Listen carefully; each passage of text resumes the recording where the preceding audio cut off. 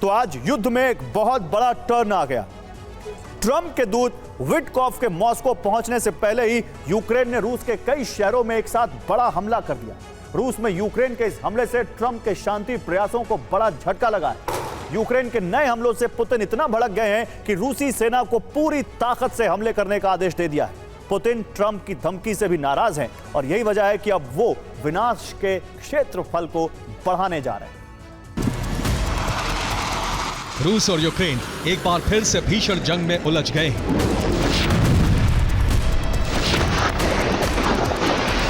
इस बार युद्ध की आग ज़ेलेंस्की ने भड़काई है। यूक्रेनी फोर्स ने रूसी प्रांतों में विस्फोट कर ट्रंप की कोशिशों पर पानी फेर दिया।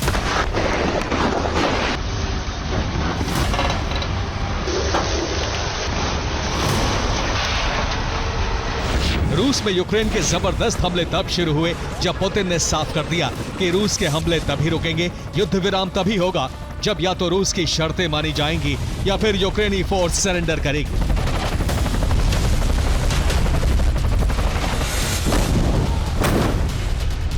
उससे पहले शांति की कोई संभावना नहीं है।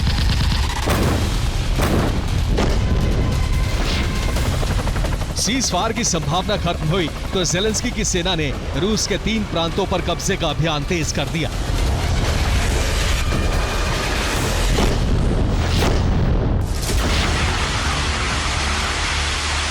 रूस के ये तीनों प्रांत हैं बेलगोरोद, ब्रियांस्क और रोस्टोव।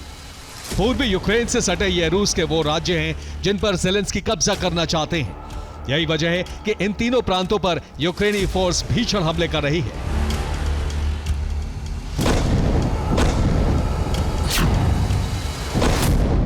यूक्रेनी फोर्स रूस के 3 राज्यों पर कब्जा क्यों करना चाहती है, इसके पीछे ज़ेलेंस्की का प्लान क्या है, ये हम आपको बताएंगे।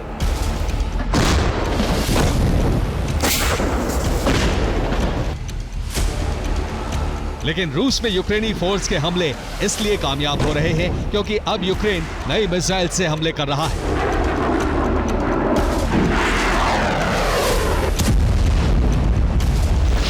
इस मिसाइल का नाम है बार्स।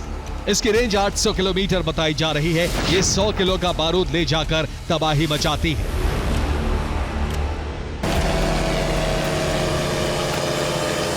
यूक्रेन अब जिस बार्स मिसाइल से हमले कर रहा है उसको लेकर कई दावे किए जा रहे हैं।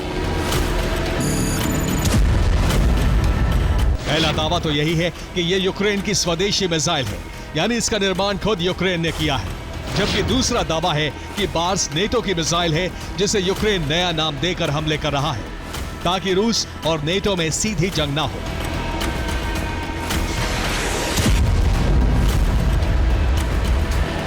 यूक्रेन की बार्स मिसाइल का अंतिम सच अभी दुनिया के सामने नहीं आया है, लेकिन यूक्रेनी फोर्स ने रूस में जिस तरह का सैन्य अभियान शुरू किया है उससे ज़ेलेंस्की के मकसद का पता चल गया है।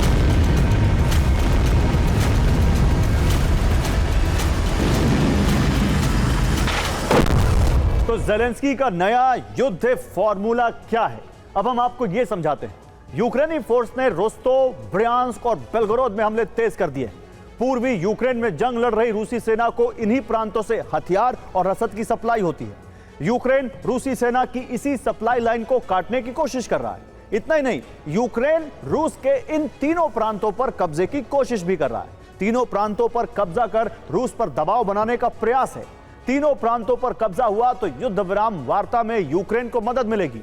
रूस यूक्रेन की शर्तें मानने पर मजबूर होगा। यूक्रेन रूस से अपनी जमीनें वापस ले सकेगा। ज़ेलेंस्की अपनी जमीन लेकर रूसी जमीन छोड़ने की शर्त रख सकेंगे।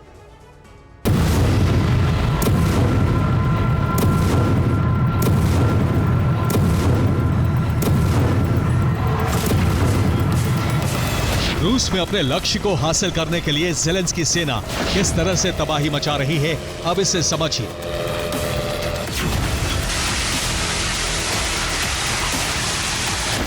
रोस्टोव में यूक्रेनी फोर्स ने जबरदस्त हमला किया।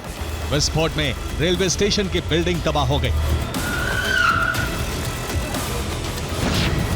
रोस्टोव में ही यूक्रेन ने रूस के सैन्य ठिकाने को बर्बाद कर दिया। ब्रियांस्क में रूस के डिफेंस सिस्टम स्टेशन में आग लग गई। बेलगोरोद में यूक्रेन के हमले से रूसी सेना की रेजिमेंट खत्म हो गई। यूक्रेनी फोर्स ने खेरसोन में रूसी सेना के ठिकानों को मलबा बना दिया।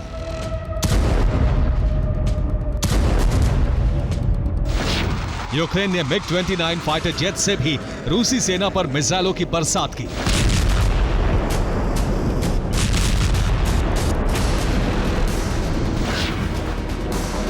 यूक्रेनी फोर्स सबसे भीषण हमले रोस्तोव में कर रही है। यूक्रेन रोस्तोव में रेलवे, सड़क और पुलों को टारगेट कर रहा है ताकि पूर्वी यूक्रेन में जंग लड़ रही रूसी सेना की सप्लाई लाइन काटी जा सके, ताकि रूसी सेना को हथियार और रसद न मिल सके।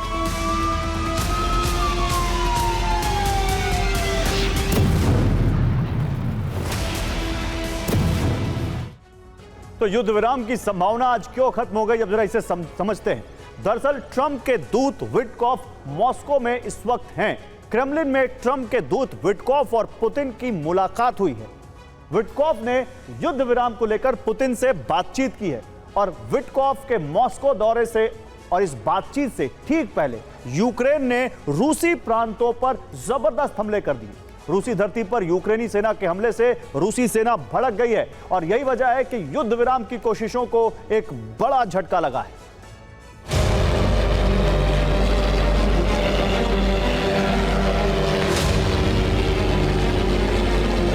यूक्रेन ने बड़ी प्लानिंग के तहत रूस में जबरदस्त हमले शुरू किए तो पुतिन और उनकी सेना भड़क गई।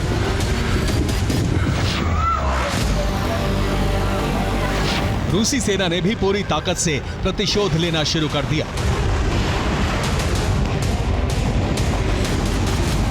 रूसी सेना ने यूक्रेन में उत्तर से लेकर पूरब और दक्षिण तक बारूदी वर्षा की।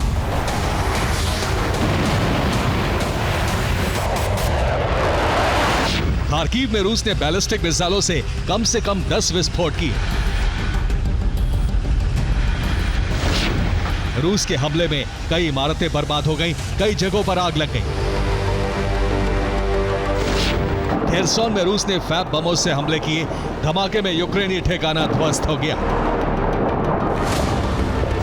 ज़ेपोरिज़िया में रूस ने ऐसा हमला किया कि यूक्रेनी सैनिक फ्रंट लाइन छोड़कर भाग गए। ओडेसा में रूस ने गेरान ड्रोन से धावा बोला। रूसी हमले की वजह से यूक्रेनी पावर ग्रिड तबाह हो गया। इस समय ओडेसा के कई इलाकों में ब्लैकआउट है। लोग अंधेरे में रहने को मजबूर हैं। जाहिर है ना तो रूस मानने को तैयार है और ना ही यूक्रेन। ऐसे में इस साल युद्ध विराम होगा, इसकी संभावना बहुत ही कम है। अगर इस साल भी शांति नहीं हुई तो यूक्रेन का नक्शा बदल सकता है। Bureau report, TV9 Bharatvarsh. तो सवाल यह है कि यूक्रेन युद्ध में आगे क्या, युद्ध विराम या महासंग्राम? क्योंकि रूस ने सीज फायर से साफ इनकार कर दिया है। क्रेमलिन ने कहा है कि जिसमें देश हित होगा वही किया जाएगा। अमेरिका के राष्ट्रपति ने कल व्हाइट हाउस की छत से चिल्लाकर कहा, न्यूक्लियर मिसाइल। ट्रंप की दी गई समय सीमा में करीब 24 घंटे बाकी हैं और यह समय सीमा पूरी होने से पहले अमेरिका डिप्लोमेटिक और सामरिक तैयारियों में जुटा है। प्रतिबंधों की लिस्ट भी बढ़ रही है। रूस ने भी महासंग्राम के बंदोबस्त कर लिए हैं। देखिए अमेरिका से यूरोप और एशिया तक कैसे युद्ध के बादल अब मंडरा रहे हैं।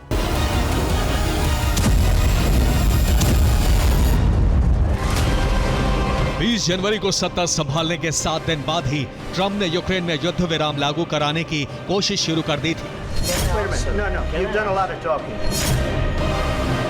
पहले यूक्रेन को युद्ध का दोषी ठहराकर ट्रंप ने पुतिन को साधने की कोशिश की।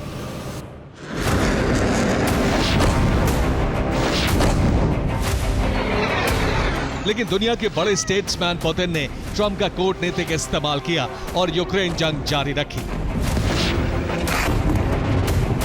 इस्तांबुल में वार्ता हुई लेकिन बेनतीजा। इसके बाद मिस्टर पीस मेकर की छवि बना चुके ट्रंप ने समय सीमा तय कर दी, जो 7 अगस्त की आधी रात खत्म हो रही है।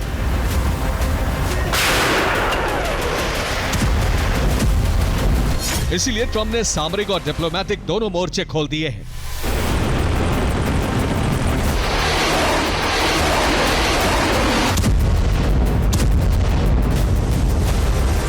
5 अगस्त को डोनाल्ड ट्रंप व्हाइट हाउस की छत पर पहुंच गए। ये अपने आप में असामान्य घटना है। इसके 24 घंटे के अंदर अंदर ट्रंप के दूत स्टीव विटकॉफ मॉस्को पहुंच गए। ट्रंप ने व्हाइट हाउस की छत से परमाणु चेतावनी दी और मॉस्को में उनके दूत पुतिन को मनाने पहुंचे। छत पर चहलकदमी करते डोनाल्ड ट्रंप से सवाल पूछा गया तो सुनिए उन्होंने क्या कहा। Mr. President, what do you want to build? What are you trying to build? Sir, can you approve? You saying more missiles? Are you building missiles? Nuclear मिसाइलों की चेतावनी देने के बाद उन्होंने मिसाइल लॉन्च का इशारा भी किया। ट्रंप के इस इशारे को महाविनाश की आशंका के तौर पर देखा जा रहा है।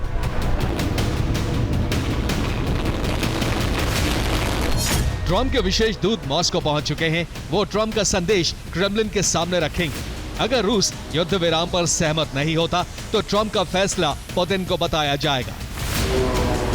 अमेरिका के राष्ट्रपति ने कहा है कि अगर रूस युद्ध विराम पर सहमत नहीं होता है तो रूसी तेल सप्लाई करने वाले शैडो फ्लीट पर कड़े प्रतिबंध लगाए जाएंगे। शैडो फ्लीट के जहाजों को हिरासत में लिया जा सकता है। तेल ढोने वाले बेड़े पर ड्रोन या मिसाइल हमले हो सकते हैं।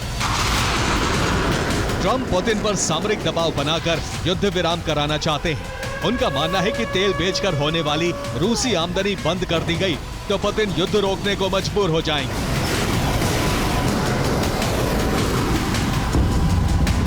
लेकिन रूसी शैडो फ्लीट पर अमेरिकी गठबंधन के किसी भी देश ने हमले किए तो युद्ध छिड़ सकता है। इसीलिए ट्रंप ने अपनी न्यूक्लियर फोर्सेस को युद्ध के लिए तैयार कर दिया है। तो अमेरिकी नेवी युद्धाभ्यास के बहाने रूस के करीब मंडरा रही है। अलास्का क्षेत्र के चोकची सागर में अमेरिकी नेवी का युद्धाभ्यास चल रहा है। इस युद्धाभ्यास को कोड नेम आर्कटिक एज 2025 दिया गया है। यह रूस अमेरिका के बीच सबसे कम दूरी वाला इलाका है और इस वक्त अमेरिकी नेवी रूस के बहुत करीब युद्धाभ्यास कर रही है। अमेरिका की नोरैड यानी north American aerospace defence command ने कहा है कि ड्रिल पूरे महीने जारी रहेगी। आने वाले दिनों में यूके और डेनमार्क भी इस युद्धाभ्यास में शामिल होंगे।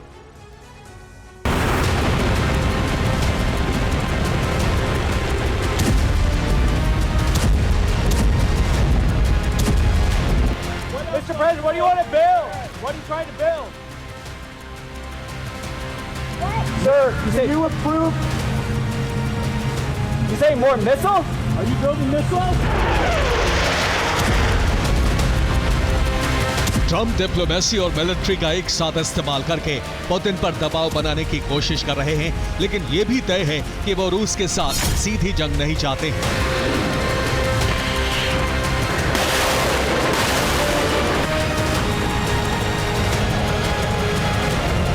इसीलिए स्टीव विटकॉफ मॉस्को पहुंचे हैं, लेकिन ट्रंप ने अपने एक और करीबी नेता को पुतिन को मनाने में लगा रखा है। ये है इजराइल के प्रधानमंत्री बेंजामिन नेतन्याहू। बीते 7 दिन में नेतन्याहू ने पुतिन को 2 बार फोन किया है। दोनों नेताओं की करीब 40 मिनट चर्चा हुई है। नेतन्याहू ने कहा है कि वो रूस अमेरिकी संबंधों में तनाव घटाने की कोशिश कर रहे हैं। इसके साथ ही युद्ध विराम पर भी सकारात्मक चर्चा हुई है। लेकिन दुनिया भर की समाचार एजेंसियां कह रही हैं कि पुतिन के रुख से साफ है कि युद्ध विराम नहीं होने वाला।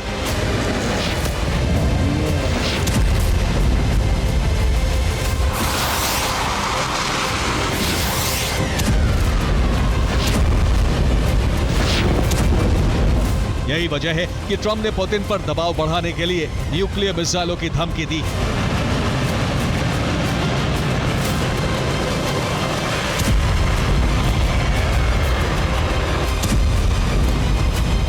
ये धमकी उस वक्त दी गई जब रूस INF यानी इंटरमीडिएट रेंज न्यूक्लियर फोर्सेस संधि से बाहर हो चुका है। क्रेमलिन ने कहा है कि अब न्यूक्लियर मिसाइलें तैनात करने की कोई लिमिट नहीं है। रूस जितनी चाहे उतनी न्यूक्लियर मिसाइलों की तैनाती कर सकता है।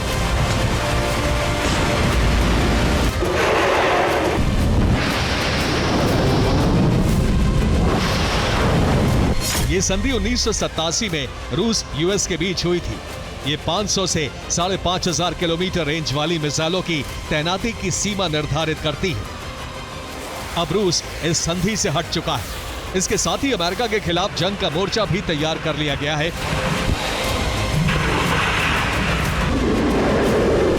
रूस का नो लिमिट पार्टनर चीन भी इस मोर्चे में शामिल है। जिस तरह अमेरिका ने रूस की घेराबंदी की है, उसी तरह रूस चीन ने मिलकर उसके सहयोगी देश जापान की घेराबंदी कर दी है।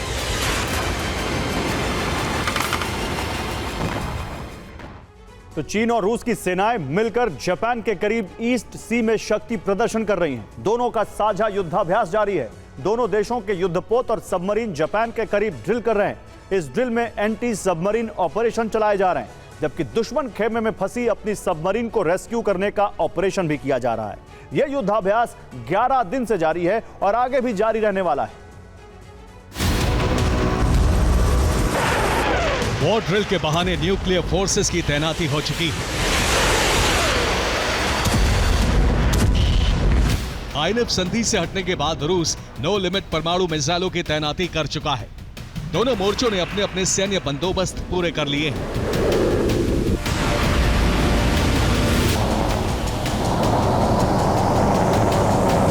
अगर बातचीत से बात नहीं बनी, अगर रूसी तेल निर्यात करने वाली शैडो फ्लीट पर हमले हुए या रूस के हितों को चोट पहुंची, तो महासंग्राम कभी भी छिड़ सकता है।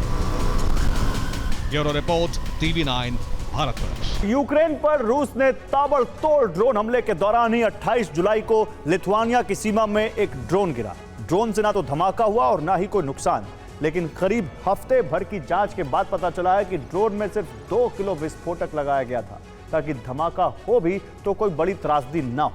नेटो के एक्सपर्ट्स के मुताबिक ये लिथुआनिया के एयर डिफेंस का टेस्ट हो सकता है। अगले ही महीने बेलारूस में रूसी सेना युद्धाभ्यास के लिए आ रही है। माना जा रहा है कि रूस नेटो मिशन की शुरुआत का बेस बेलारूस रहेगा और पहला टारगेट लिथुआनिया।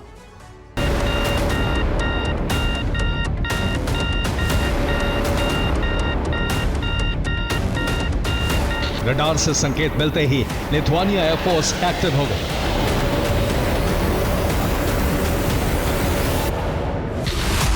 एक फ्लाइंग ऑब्जेक्ट लिथुआनिया की सीमा में दाखिल हो चुका था। रडार से पता चला कि वो एक भारी भरकम खतरनाक ड्रोन है। एयर डिफेंस की कमी की वजह से लिथुआनिया ड्रोन को रोक न सका। एक जोरदार धमाके की आशंका से दहशत थी, लेकिन ऐसा कुछ नहीं हुआ। ड्रोन लिथुआनिया के सैन्य ट्रेनिंग ग्राउंड में गिरा। ड्रोन में विस्फोट के बावजूद धमाका नहीं हुआ। ड्रोन के विस्फोट को निष्क्रिय कर दिया गया।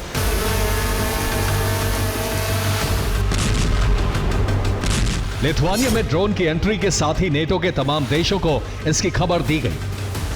टाइमिंग के हिसाब से जांच हुई तो पता चला कि इस दौरान यूक्रेन पर रूस के कई हमले हो रहे थे।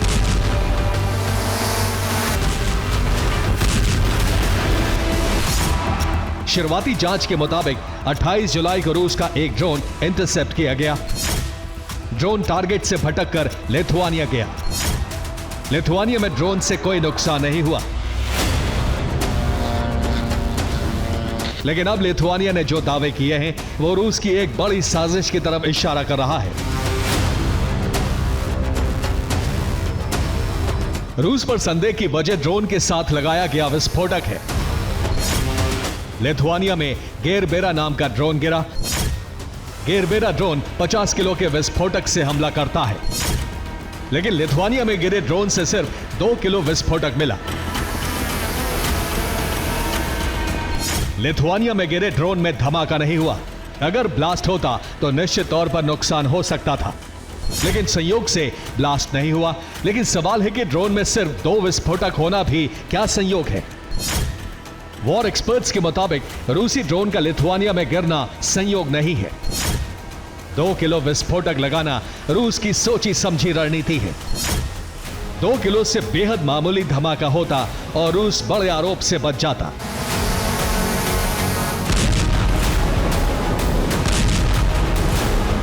एक्सपर्ट्स मिलिट्री ट्रेनिंग ग्राउंड में ड्रोन के गिरने को भी संयोग नहीं मानते। लिथुआनिया की सीमा बेलारूस से लगी हुई है, तो सवाल है कि क्या यूक्रेन पर हमले की आड़ में बेलारूस से लिथुआनिया पर हमले का अभ्यास किया गया?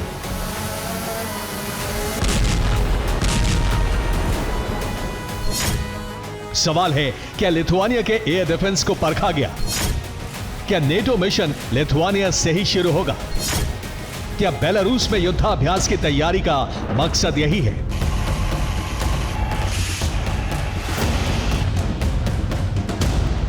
रूस बेलारूस अगले महीने युद्धाभ्यास करने का ऐलान कर चुके हैं। एक्सपर्ट लिथुआनिया को एक आसान टारगेट मान रहे हैं क्योंकि इस देश की सैन्य शक्ति रूस के सामने बेहद कमजोर है। तो लिथुआनिया में टेस्ट और बेलारूस की सीमा 679 किलोमीटर लंबी है, यानी एक बड़े इलाके में लिथुआनिया को अपनी सुरक्षा मजबूत करनी होगी। लिथुआनिया बेलारूस की सीमा के बीच कटीले तारों की फेंसिंग है और लिथुआनिया के बॉर्डर गार्ड्स की यहां तैनाती है। सीमा पर लिथुआनिया ने कई वॉच टावर लगा रखे हैं और उससे सीमा पर निगरानी रखी जाती है। बेलारूस पर नजर रखने के लिए लिथुआनिया ने सीमा पर सीसीटीवी कैमरे भी लगवाए हैं, लेकिन ये सब ड्रोन हमले रोकने के लिए नाकाफी हैं। लिथुआनिया का एयर डिफेंस बहुत मजबूत नहीं है। लिथुआनिया के पास नासैम्स एयर डिफेंस है, लेकिन संख्या बहुत कम है। इसके अलावा लिथुआनिया के पास RBS-70 NG नाम का एक पोर्टेबल एयर डिफेंस है, जिसकी रेंज बहुत कम है। बॉर्डर पर नजर रखने के लिए लिथुआनिया की सेना सेंटिनल रेडार और जिराफ मार्क 5 रेडार का इस्तेमाल करती है।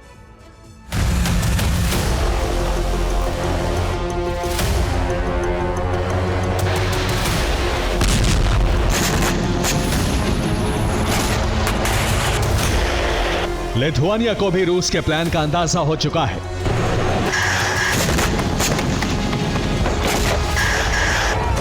लिथुआनिया ने नेटो देशों को इसकी पूरी जानकारी दे दी है और मदद की मांग की है। लिथुआनिया ने पैट्रियट एयर डिफेंस की मांग की है। 600 किलोमीटर से अधिक लंबी सीमा को सुरक्षित करने की मांग की गई है। लिथुआनिया ने बॉर्डर सुरक्षा की समीक्षा की है।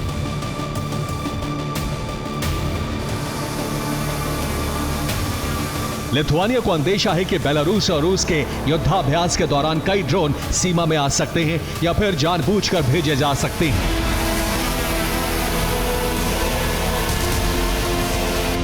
लिथुआनिया की डर की वजह भी वाजिब है, क्योंकि रूस सिर्फ युद्धाभ्यास की तैयारी नहीं कर रहा है। रूस ने बड़े पैमाने पर सेना की भर्ती शुरू कर दी है। 10 नई सैन्य डिवीजन बनाने की तैयारी चल रही है।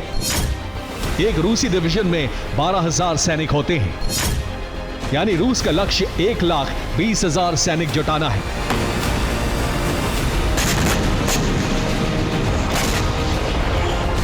रूस और बेलारूस में जो भी हो रहा है वो एक महासंग्राम की तैयारी के संकेत है। कुछ दिन पहले ही पुतिन ने बेलारूस में हाइपरसोनिक मिसाइलों की तैनाती की बात कही है।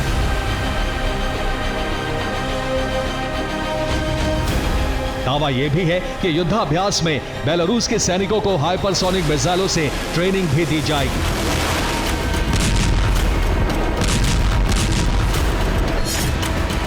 लिथुआनिया मान रहा है कि यह रूस की बड़ी प्लानिंग का हिस्सा है, जिसमें लिथुआनिया पहला शिकार बन सकता है।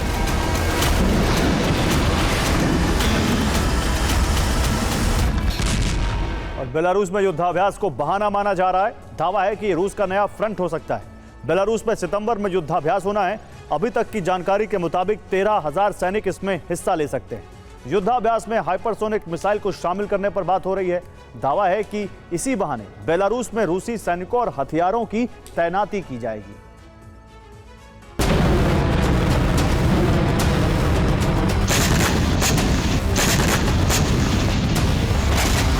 बेलारूस और रूस के बीच क्या डील हुई है, इसका अंदाजा इसी बात से हो रहा है कि बेलारूस अपने मार्शल लॉ के कानून में बदलाव करने जा रहा है। किसी भी देश में युद्ध के दौरान मार्शल लॉ को लागू किया जाता है।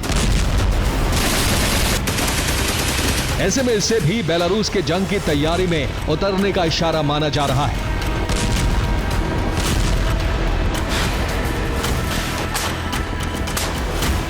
बेलारूस की संसद में एक विधेयक लाया गया है, जिससे राष्ट्रपति सुरक्षा परिषद रक्षा मंत्रालय की ताकत बढ़ेगी। किसी भी देश से हमला अब बेलारूस में मार्शल लॉ लागू करने का आधार होगा।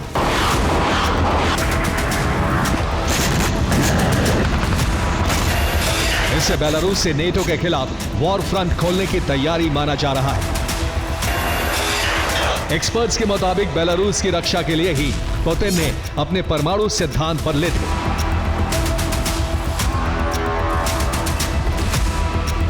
जिसके तहत अब रूस या बेलारूस पर एटमी ताकतों के समर्थन से गैर एटमी देश हमले करते हैं तो रूस आत्मरक्षा के लिए परमाणु हथियारों का इस्तेमाल करेगा।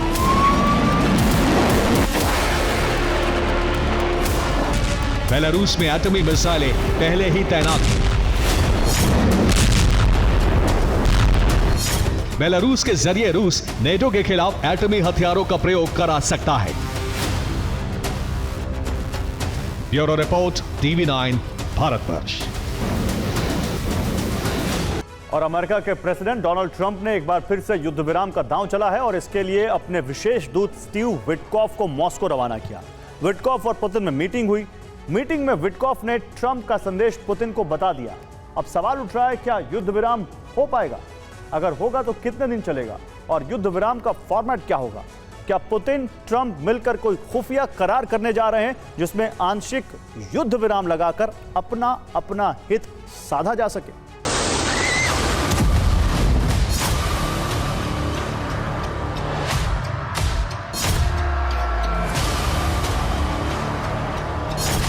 यूरोप में हर हफ्ते हर दिन समीकरण बदल रहे हैं, लेकिन ना तो यूक्रेन पर हमले रुक रहे हैं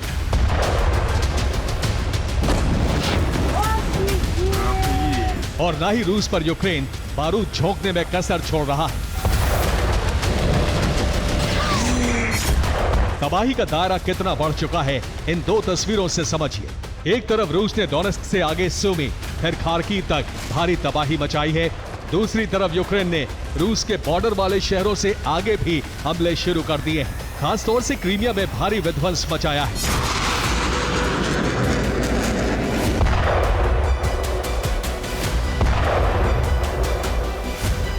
दोनों तरफ से ताबड़तोड़ हमले हो रहे हैं। ये तब है जब ट्रंप खुद को शांति का मसीहा बताने पर तुले, लेकिन अभी तक यूक्रेन रूस के बीच युद्ध विराम नहीं करा पाए।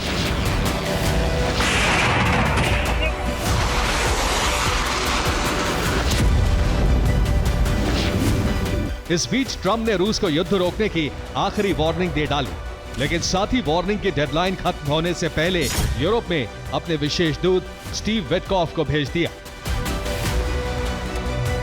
क्रेमलिन पहुंचते ही रूस के प्रेसिडेंट पुतिन ने विटकॉफ को बड़ी गर्मजोशी से रिसीव किया।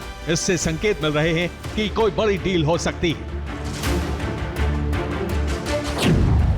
पश्चिमी मीडिया की रिपोर्ट के मुताबिक रूस हवाई हमले रोकने का प्रपोजल रखने वाला है, यानी रूस यूक्रेन में हवाई सीज फायर की संभावना है, जबकि अमेरिका इस प्रपोजल को मान सकता है। इससे ट्रंप की साख भी बचेगी और यूरोप में प्रभाव बढ़ जाएगा।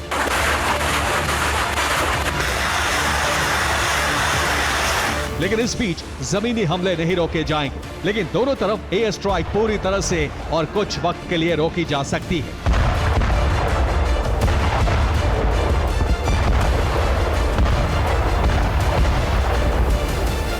यानी विध्वंस की तीव्रता कुछ कम हो सकती है। इस बीच जमीनी जंग में जो ज्यादा ताकतवर होगा वो ज्यादा नुकसान पहुंचा सकता है।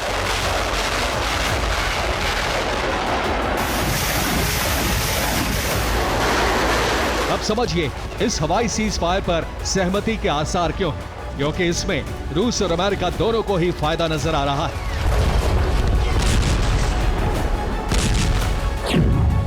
रूस हवाई हमले रोककर लंबे युद्ध की तैयारी कर सकता है। हथियारों के प्रोडक्शन के लिए उसे वक्त मिल जाएगा। साथ ही जमीनी जंग में वो ज्यादा हिस्सा कब्जा सकता है। रूसी सैनिकों को इस युद्ध विराम में पीछे हटने की जरूरत नहीं है, बल्कि वो लगातार कीव की तरफ बढ़ सकता है।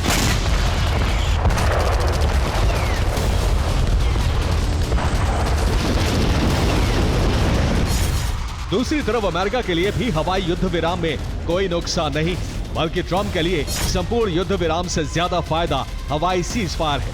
ये युद्ध विराम एक ट्रायल की तरह होगा। अगर कामयाब हुआ तो संपूर्ण सीज फायर के लिए ट्रंप रूस पर दबाव बना सकते हैं।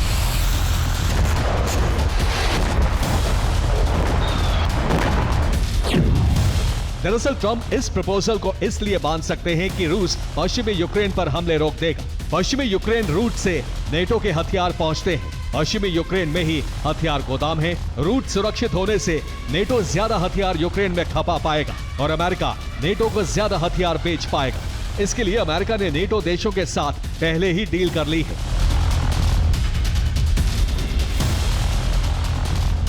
कुल मिलाकर ट्रंप ने अपना कारोबारी दिमाग लगाया है, जिससे अब हथियार बेचकर अच्छा खासा मुनाफा हो सकता है। यही वजह है कि आंशिक युद्ध विराम होने के पूरे आसार हैं और विटकॉफ को इसकी जिम्मेदारी देकर ट्रंप ने पुतिन से मिलने भेजा है।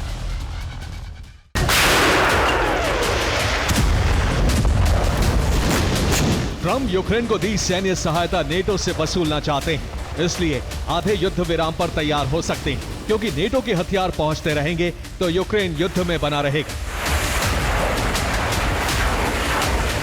इससे अमेरिका अपने हथियार बेचता रहेगा।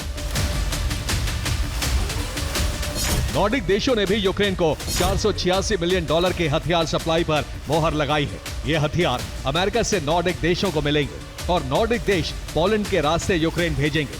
सप्लाई रूट पर रूस युद्ध विराम के बाद हमले नहीं करेगा। आंशिक युद्ध विराम पर सहमति के बाद अब बाकी नेटो देश भी यूक्रेन को बारूद सप्लाई करेंगे। अमेरिका, ब्रिटेन, जर्मनी से सबसे ज्यादा हथियार पहुंचेंगे, जबकि इससे पहले फ्रांस, जर्मनी से भी हथियार पहले पोलैंड पहुंचाए जा रहे हैं। हथियार साउथ ईस्ट पोलैंड के रेजोव एयरपोर्ट पर उतारे जाएंगे। यूक्रेन बॉर्डर से रेजोव एयरपोर्ट की दूरी 90 किलोमीटर है। फिर E40 हाईवे के जरिए पश्चिमी यूक्रेन पहुंचाए जाएंगे। लवीव और तेर्नोपिल में नेटो सेंटर में हथियार गोदाम मौजूद है। पश्चिमी यूक्रेन के हथियार गोदाम से दक्षिणी और पूर्वी यूक्रेन तक सप्लाई किए जाते हैं। हथियार गोदाम की सुरक्षा के लिए यूक्रेन ने डिफेंस सिस्टम लगाए हैं। इसके अलावा अमेरिका अकेले यूक्रेन को $104 मिलियन के हॉवित्जर देने जा रहा है। ज़ेलेंस्की ने इस मदद का स्वागत किया है और रूस से टकराने के लिए नई रणनीति बनाने का ऐलान किया है। जब एयर स्ट्राइक रुक जाएगी तो जमीनी जंग चलती रहेगी। ऐसे में नेटो नए तरीके से रूस के खिलाफ चक्रव्यूह बना सकता है। इसके लिए जर्मनी यूक्रेन को टॉरस मिसाइल भेजेगा, जबकि पोलैंड यूक्रेन में रूसी बॉर्डर पर सैनिक तैनात करेगा। फिनलैंड भी यूक्रेन में बंकर बनाने जा रहा है, जिससे लोगों की सुरक्षा की जा सके, जबकि चेक रिपब्लिक ने यूक्रेन को AI पावर्ड ड्रोन सप्लाई करने के लिए कहा है। बाल्टिक देश एस्टोनिया यूक्रेन फ्रंट लाइन पर सैनिक भेजेगा। इसके अलावा जर्मनी, ब्रिटेन चैलेंजर और लेपर्ड टैंक की बड़ी खेप भेजने वाले हैं, जिससे ज़ेलेंस्की का जोश बढ़ा है। लेकिन ज़ेलेंस्की ये नहीं समझ पा रहे हैं कि यूक्रेन को फ्रंट लाइन पर रखकर ट्रंप सिर्फ अपना फायदा सोच रहे हैं, जैसा कि वो कहते रहे हैं, अमेरिका फर्स्ट। अब वो उसी नीति पर चलकर पुतिन से आंशिक युद्ध विराम पर डील कर सकते हैं, जबकि इस डील से यूक्रेन बड़े संकट में फंसने वाला है। Bureau report, TV9 Bharatvarsh. और इजराइल ईरान से युद्ध की तैयारी कर रहा है और ईरान की सेना भी जवाब देने की तैयारियों में जुटी है। लेकिन जंग शुरू होने से पहले ही ईरान में लगातार धमाके हो रहे हैं। ईरान जानता है कि इसकी वजह इजरायली खुफिया एजेंसी मोसाद का मजबूत नेटवर्क है। ईरान लाख कोशिशों के बावजूद मोसाद के नेटवर्क को खत्म करने में नाकाम रहा है।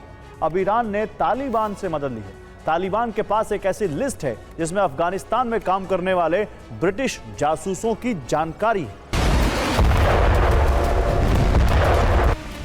मोसाद के जासूसों को पकड़ने के लिए ईरान ने पूरी ताकत लगा दी।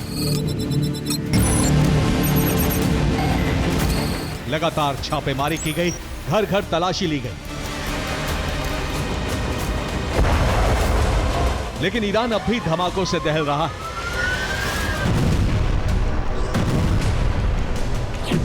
ये मोसाद के सबसे नए हमले की तस्वीर है। धमाका IRGC के मिसाइल बेस में हुआ, तरीका वही जो मोसाद का है।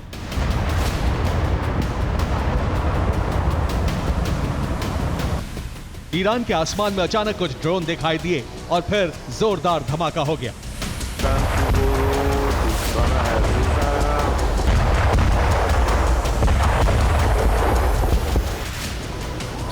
ड्रोन मिसाइल बेस से टकराया, ईरान का डिफेंस नाकाम हो गया। ईरान के शिराज इलाके में तबाही हुई। जहां धमाका हुआ वहां ईरान ने बैलिस्टिक मिसाइलों का ठिकाना बनाया था।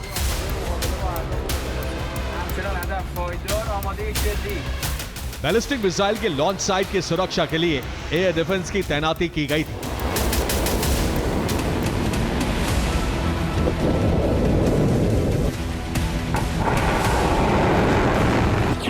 लेकिन मोसाद ने कम ऊंचाई पर ड्रोन भेजा। एयर डिफेंस ड्रोन को इंटरसेप्ट नहीं कर सका। ड्रोन से मिसाइल बेस में धमाके के बाद आग लग गई।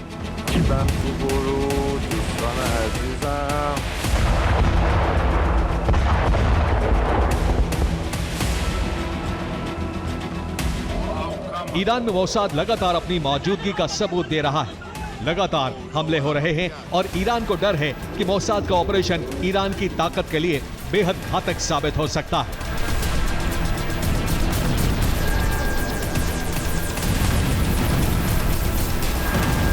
अब मोसाद और दूसरे जासूसों को पकड़ने के लिए ईरान ने नया तरीका निकाला है।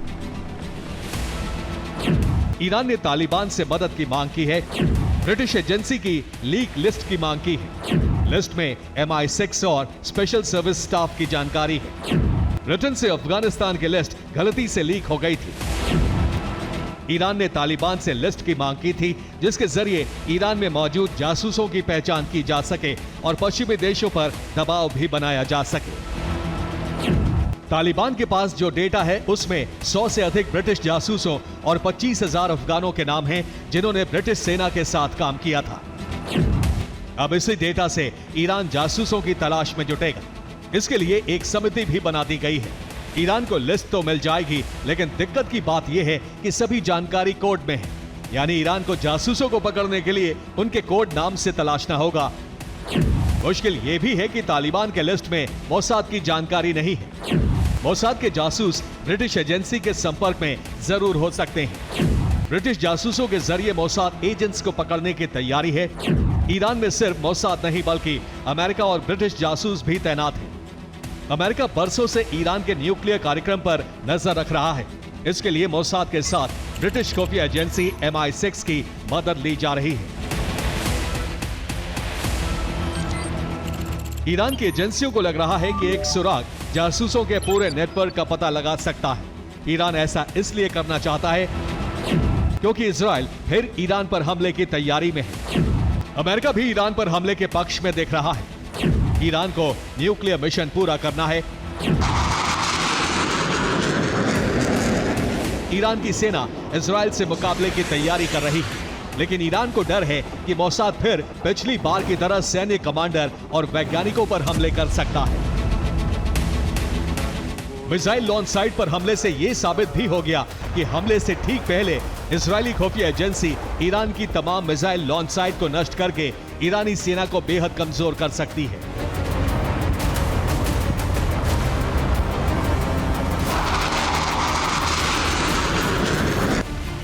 Bureau report TV9 Bharat. और पूरे गाजा पर कब्जा करके इजराइल स्वतंत्र फिलिस्तीन की अवधारणा को ही खत्म करना चाहता है। न जमीन बचेगी और न ही 2 स्टेट सॉल्यूशन की थ्योरी।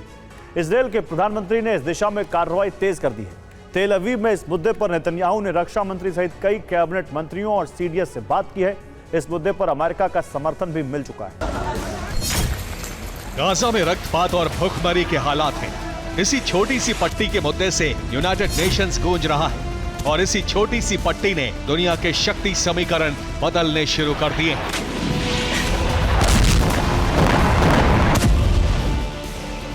अमेरिकी खेमे के देश ही इस मुद्दे पर इजराइल और अमेरिका के रुख का विरोध कर चुके हैं। यूरोप के कई देशों सहित कनाडा ने भी आजाद फिलिस्तीन को मान्यता देने का ऐलान कर दिया है।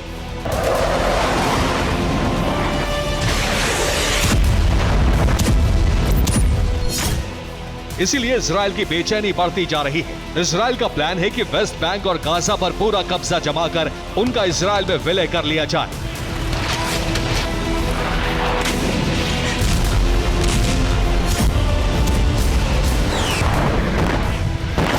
क्योंकि गाजा और वेस्ट बैंक नहीं बचेंगे तो फिलिस्तीन का निर्माण सिनाई के रेगिस्तान में तो होने से रहा। इसीलिए इजराइल सरकार ने इस दिशा में कार्रवाई तेज कर दी।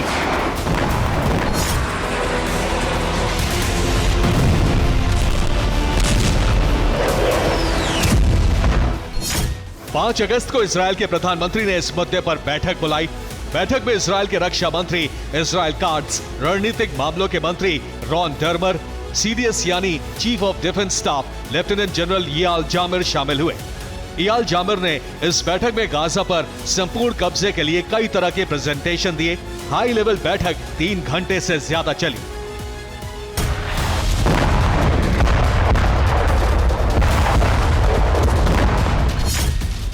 इस बैठक में तय किए गए मुद्दों और बिंदुओं को अब इजरायली कैबिनेट की बैठक में पेश किया जाएगा।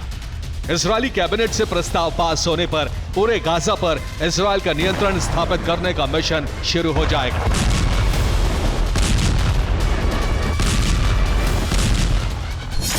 इसका मतलब साफ है, पूरे गाजा में इजरायली सेना ऑपरेशन चलाएगी। हमास को अंडरग्राउंड ठिकानों से निकालने के लिए बमबारी होगी।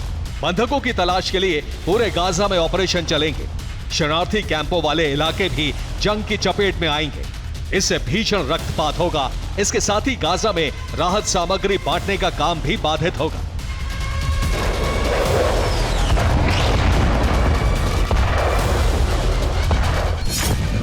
यानी गाजा पर वर्तमान संकट से भी बड़ा संकट आने वाला है। हालांकि नेतन्याहू के प्लान का आर्मी इंटेलिजेंस विंग के पूर्व प्रमुख ने विरोध किया है। उन्होंने कहा है कि इस ऑपरेशन से बंधकों की जान जा सकती है।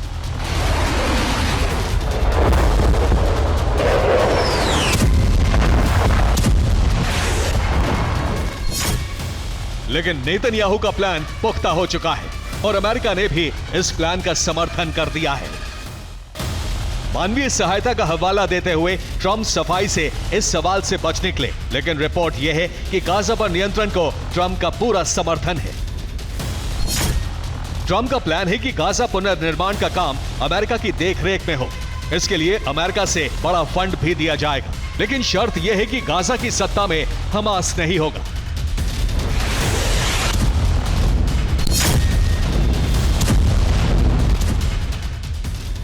यानी इजराइल अमेरिका मिलकर हमास और फिलिस्तीन दोनों का अस्तित्व मिटाना चाहते हैं। इसीलिए पूरे गाजा पर कब्जे का प्लान फाइनल हो चुका है। हवाई उड़ानों का दौर बदलने वाला है। चीन ने ऐसा विमान बना लिया है जो सुपरसोनिक रफ्तार से यात्रियों को उनके गंतव्य तक पहुंचाएगा। चीन का यह विमान कब उड़ान भरेगा, आइए जानते हैं।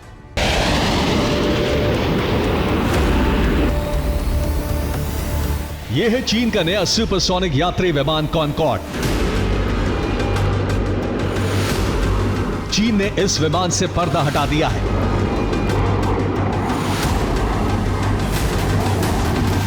यह विमान सुपरसोनिक स्पीड से उड़ान भरता है। यह ध्वनि की गति से 1.5 गुना ज्यादा स्पीड से उड़ता है। इसकी रफ्तार इतनी तेज है कि यह यात्रियों को सिर्फ 3 घंटे में लंदन से न्यूयॉर्क पहुंचा देगा। लंदन से न्यूयॉर्क की दूरी 5,570 किलोमीटर है। इस फासले को चीन का कॉनकॉर्ड 3 घंटे से भी कम समय में तय कर सकता है। इतना ही नहीं, इस सुपरसोनिक विमान की और भी कई खूबियां हैं जिन्हें जानकर कोई भी हैरान हो जाएगा। ये एक बार में 11,000 किलोमीटर तक उड़ान भर सकता है। ये एक बार में 168 यात्रियों को लेकर जाने में सक्षम है। चीन ने अपने कॉनकॉर्ड से भले ही पर्दा हटा लिया है, लेकिन अभी यह उड़ान के लिए तैयार नहीं है। इसके लिए अभी 24 सालों का इंतजार करना होगा। यह अपनी पहली उड़ान साल 2049 में भरेगा। Bureau report, TV9 Bharatvarsh.